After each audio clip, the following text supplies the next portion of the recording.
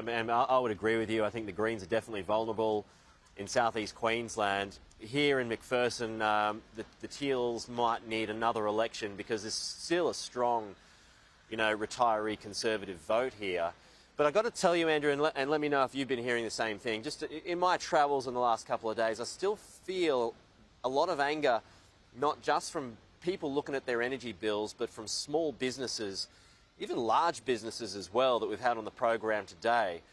I mean, it's struggling to get by. It's almost as if a few people have forgotten about that in recent weeks, but that's still there, and I feel can still influence a vote.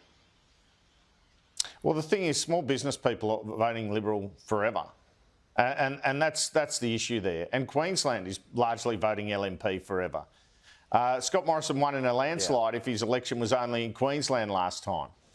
So I think that's the issue for Peter Dutton. He's got his own people, although he's been worried about that even, them going to One Nation and Palmer in recent weeks.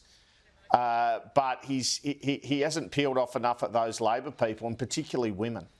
And I've got to say, when I door knocked in Brisbane and even Parramatta, there were, people were going on about Dutton. They said they didn't like Peter Dutton, particularly women.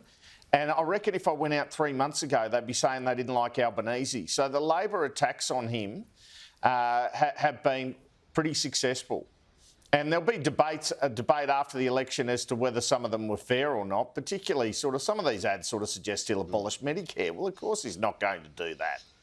But at the end of the day, I think they've been reasonably successful. So, look, what you might see, Pete, is in the outer suburbs, big swings.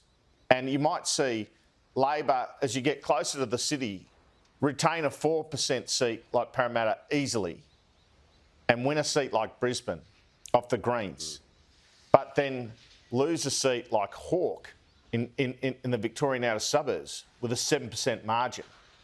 But I think Donald Trump and the work from home policy, after both those things sort of amped up, the Trump-Zelensky fight in February, the March 5 work from home policy, they also changed the game, because I heard the Liberals were ahead in their polling in Eden, Monero and Robertson prior to the work from home policy, and that changed after that policy when the Liberal Party, basically, whether they like it or not, saying the public servants had to go to work, were calling people who work from home bludgers was the perception.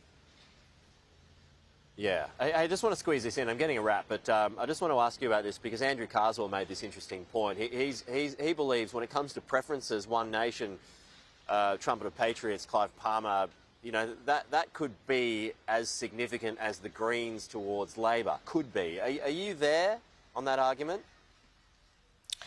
Well, the issue's always been, Pete, that the Greens' preferences go to Labor 70-30, or if on the how to vote card they preference Labor 90-10. It's a very disciplined flow, whereas Trumpeter Patriots and One Nation can attract a lot of working class vote, for lack of a better term, and they tend to only go 55-45 to the coalition. So that's why the coalition always need a higher primary vote than Labor. And since we're being wrapped, I should point out, very big event, that's why I'm here in Canberra today, the Prime Minister addressing the press club. He'll make a thing of the fact Peter Dutton isn't. Scott Morrison didn't last time. This is probably where he'll get the hardest questions of the campaign, because a lot of the senior journalists here in Canberra haven't been on the road. So that is well worth a watch this afternoon. Okay. You got your question ready, Andrew? I certainly have. Yeah.